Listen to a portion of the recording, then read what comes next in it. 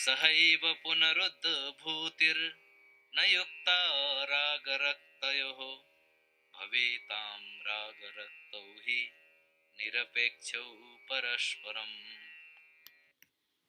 Sahaiva punar udbhūtir na yuktā rāga-raktayoḥ bhavetāṃ rāgaraktau nirapekṣau parasparam.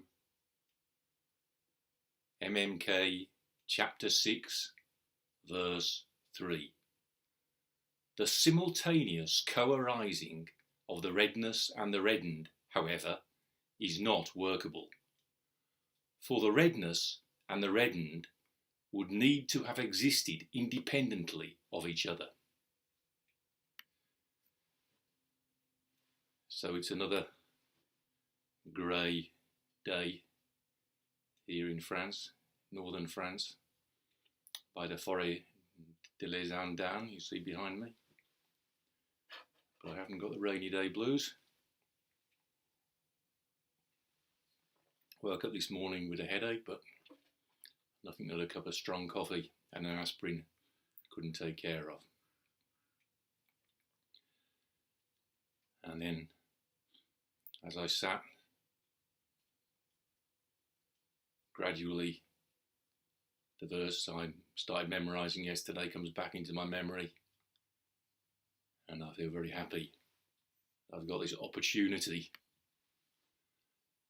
of talking about it, exploring what it really means. Kaikyoge, the verse to open the sutras. Mujyo jinshin mimyo. Mujyo supreme. Jinshin, very profound. Mimyo, the subtle, fine, wonderful Dharma. Mujyo jinshin mimyo yaku sen man ko nan sogu. Nan sogu, difficult to meet in myriads, hundreds, thousands, myriads of eons. Ga kon ken mon toku juji. I now can see it, or maybe better, can look into it. Mon, can hear it, or better, maybe I can't hear it, but I can listen to it. Toku juji, I'm able, toku, to juji, receive or accept.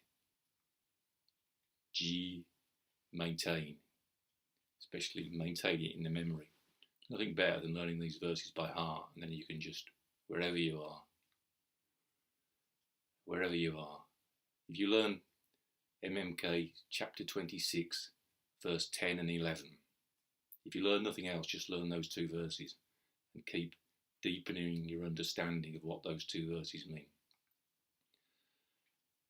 Samsara mulam samskaran avidvan samskarotyata. The samskaras, which are the root of samsara, thus does the ignorant one do. Thus does the ignorant one accumulate. Avidvan karakas tasman. Therefore the ignorant one is the doer. I'm talking about Gudo Nishijima. Navidvams tattva darshanat.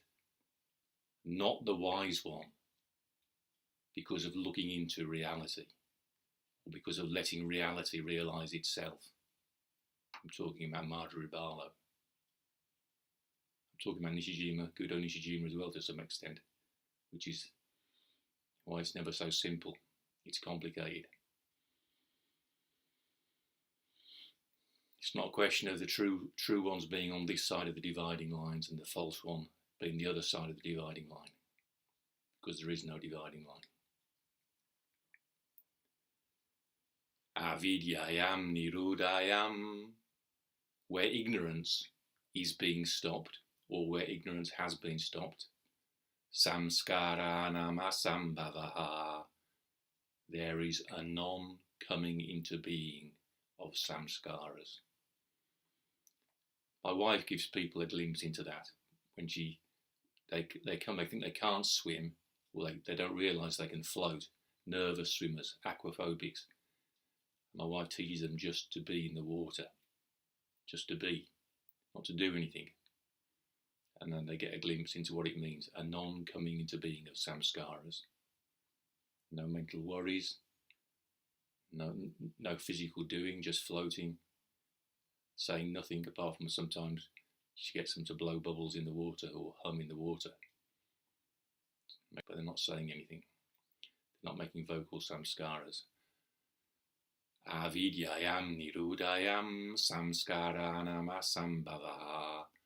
Where ignorance is being stopped, there is a non-coming into being of samskaras. Avidyaya nirodastu. But the stopping of ignorance, jnanasyasaiva bhavanat, is through cultivation of understanding of this. So ultimately,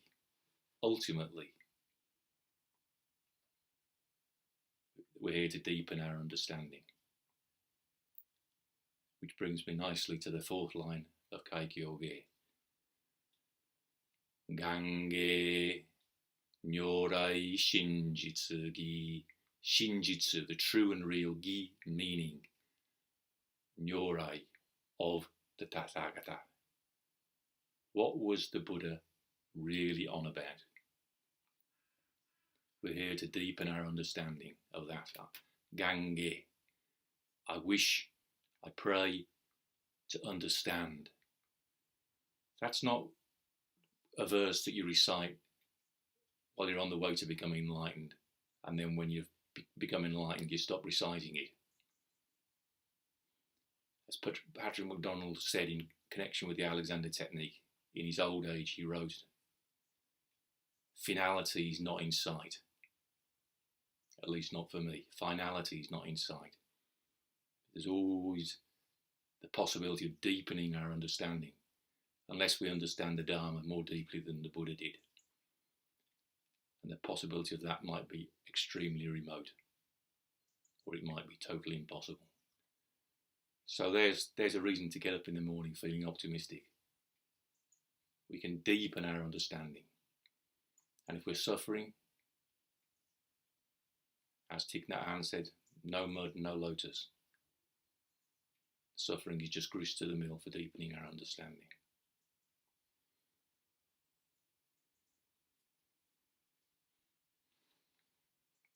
So, sahaiva, first word sahaiva, with saha and eva. And saha is here used as a separate word, means together with or simultaneously with. And from the next verse, it's used as a prefix in the phrase, in the first instance, sahabhava, coexistence. Coexistence, sahabhava, coexistence. And interestingly enough, Nāgārjuna is going to refute the idea of coexistence, because for coexistence to happen, there have to be two things which are originally separate coexisting with each other. And that, as I concluded yesterday, there is no dividing line. There is no dividing line. That's the point. The dividing line is prapancha, the cause of conflict, the cause of wars, the cause of making enemies. So in this verse, saha goes with udbhūtir. Udbhūtir, feminine singular. Nominative is udbhūtihi. And the tihi before na becomes tir. Udbhūtir na. So sahaiva udbhūtir. So the sahaiva is saha, which is emphasized with eva.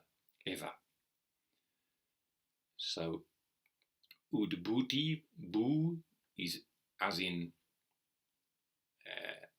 bhava or bhavishyati. We heard it so many times, the verbal root bu, to be, to exist.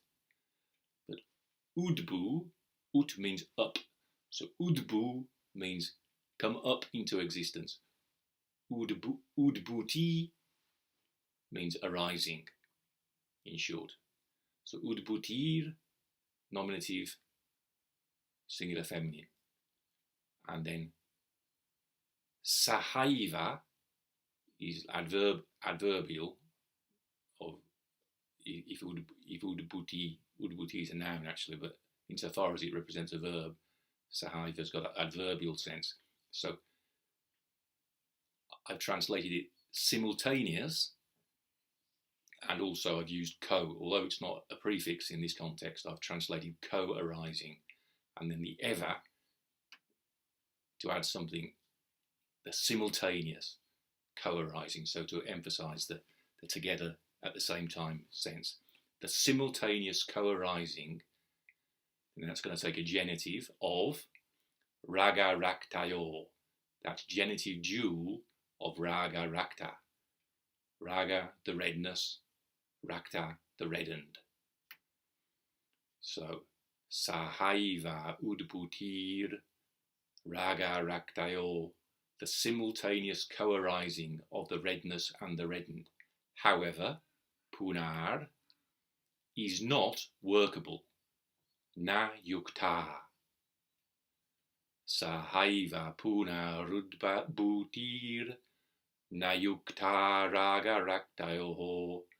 The simultaneous co-arising of the redness and the reddened, however, is not workable. So, yuktā, agreeing with udbhūtir, is a nominative singular feminine. Yuktā. So, Nāgārjuna, as far as I've explored thus far, uses yuktā or na yuktā na yujate to suggest something is not workable in practice. It's not practicable. Generally, it's translated as something like it's not tenable or something like that. So, but for me, it's got a more practical connotation. Again, gold face or red face, we wash them the same. The distinction between gold face and red face doesn't work in practice. Not if you're doing the same job together. So, na yuktā, it's not workable. The simultaneous co-arising. Sahaiva udbhūtir. So, 2 years ago when I translated this, I translated the arising together of the redness and the reddened. So because sahai is not used as a prefix here, and it means together with, I translated it like that. The arising together of the redness and the reddened. But yesterday, as I was just considering the various possibilities of how to translate this verse, I just Googled co-arising to see if it was a word. And guess what I found? A whole lot of links to various Buddhist sites, which was interesting. So generally speaking, co-arising isn't a word, except it's a sort of Buddhist jargon word. And what it is used to represent, interestingly enough, is pratitya samutpada.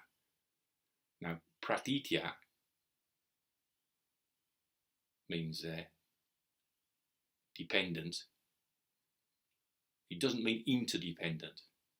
I mean, literally speaking, it doesn't mean, there's no inter there. Pratitya means by going back. It doesn't mean by going back interdependently. So that's just something that's kind of added on.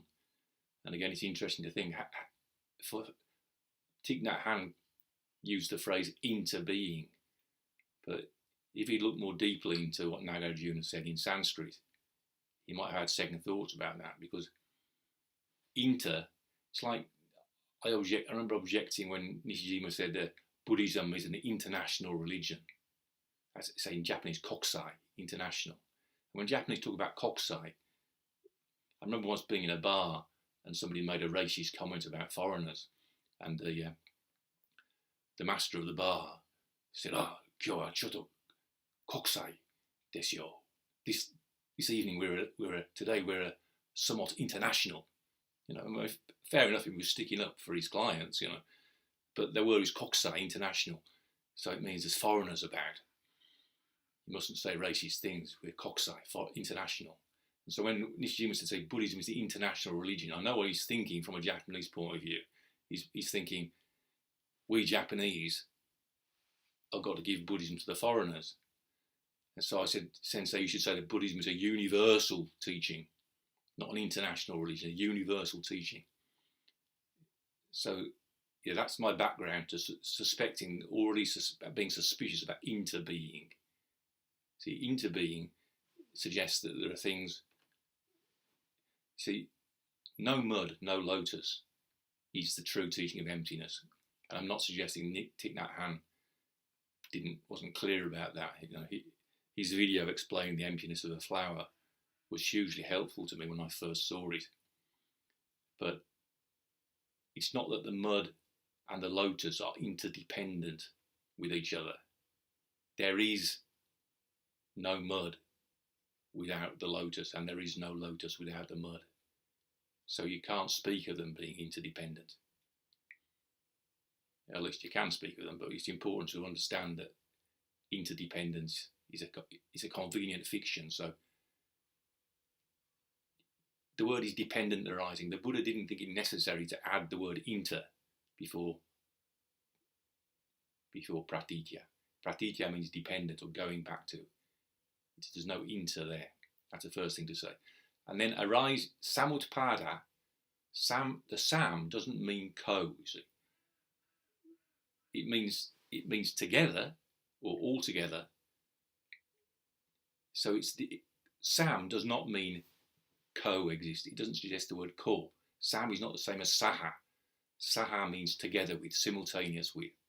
Yeah. So that saha means co as a prefix. Sam means all together. It's like Alexander said, give the directions all together, one after the other. So the all together means the whole bloody thing's working together. It's not different separate parts working in conjunction, working interdependently. So it's interesting to think of it like that. People are blindly using that phrase, co-arising, without really looking into it.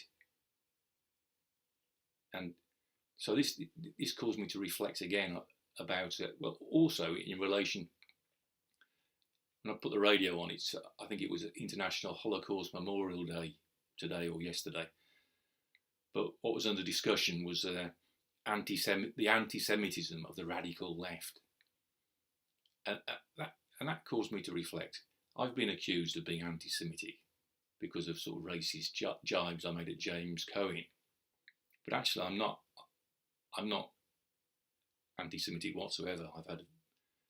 I've had Jewish friends through my life in karate. I've had Jewish girlfriends, as a matter of fact, and I actually have a half suspicion I might have a bit of a Jewish ancestry because I've got a great grandfather, I think, or maybe 3 times removed, who's called River Jordan, which is an interesting name. I'd like to research his background at some point. But I'm not anti-Semitic, but I'm certainly not politically correct. So if the political environment is such that you're not allowed to be anti-Semitic, I'm sorry, but I'm going to explore that route. That's just who I am. And it meant I would never get very far in an academic career, or as a religious worthy person. I'd be the source of a scandal in no time. But it's not because I'm anti-Semitic. I just hate political correctness. And there's truth in stereotypes. So James Cohen to me was the absolute exemplar of a Jewish lawyer. Absolute pain in the arse. Fighting his enemies using the law. That's the Jewish stereotype which he fit. But another Jewish stereotype that James Cohen fits is the one who wrangles, who doesn't accept doctrine blindly, but he wrangled. He wrangled with Nishijima Sensei. He would wrangle with anybody in a typical manner of a Jewish pest. But I'm like that as well. And so, despite the fact that we ended up on opposite sides as adversaries antagonizing each other. When you look for the root of that, partly it was in our own natures to be antagonistic and wranglers, but partly it's because Nishijima Sensei set us on opposite sides. So I actually sent an email to James Cohen this morning, so let's have another hangout, a Google Hangout, and let's discuss. What I'd like to discuss is this. Do you think it's true that the Jewish, Buddhist and scientific traditions are all inherently centrist, going to the middle, because they ask us to look deeply into what is? And the contrast is with the radical left, as Jordan Peterson has pointed out so clearly, so very clearly. When he discusses his ideas with the radical people who belong to the radical left, it is so boring for him because he knows their arguments before they spout them. They're not looking into things for themselves. They're just spouting the orthodox doctrine of the radical left. And that's their anti-Semitism, because in their worldview, the people who've got power are inherently the oppressors. And because, for whatever reason, through the history, Jews have been successful, mainly I would suggest because they've looked into things, you know, and atoned when they fucked up. They become successful, just as Jordan Peterson says. And that, for the radical left, the ones who've been successful and got power and wealth, they are the enemy. Hence the anti-Semitism of the radical left, which is it's a way of seeing things which is easy for stupid people to understand without actually looking into things for themselves.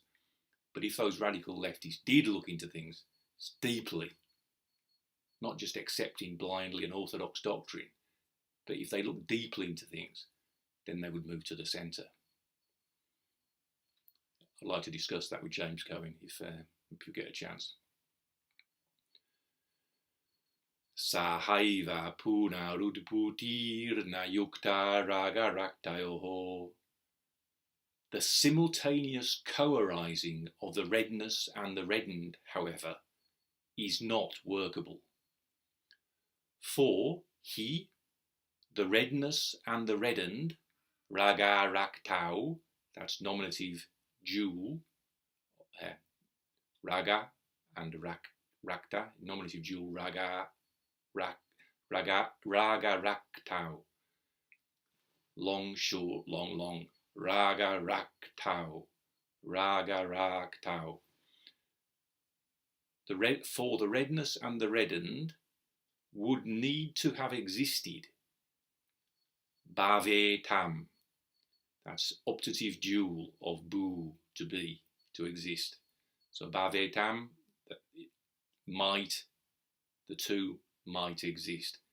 The two would need to have existed. Bhavetāṃ rāgaraktau hi. For the redness and the reddened would need to have existed independently, nirapekṣau. So nirapekṣau is nominative dual, agreeing with rāgaraktau, and apekṣ is the verbal root ikṣ, which we've met before in parikṣa, to explore, or exploration. Ikṣ means to look, and apaikṣ, the prefix apa means away, so apaikṣ means to look away. It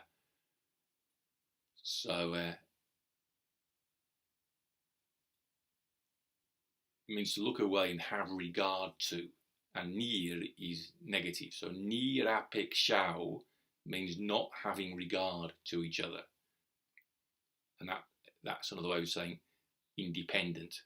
being independent. And then parasparam is para and para, other and other, so it means each other. Parasparam is indeclinable, so it's used as an adverb, so hence the accusative singular neuter ending. That suggests an adverb usage. So nirapekṣau parasparam, independently of each other. Bhavetāṃ rāga-raktaau nirapekṣau parasparam. For the redness and the reddened would need to have existed independently of each other. So this, I think we've explored the meaning of that already, but the exploration will continue in the next verse, which features the word sahaiva, coexistence. So we'll carry on the exploration in verse 4.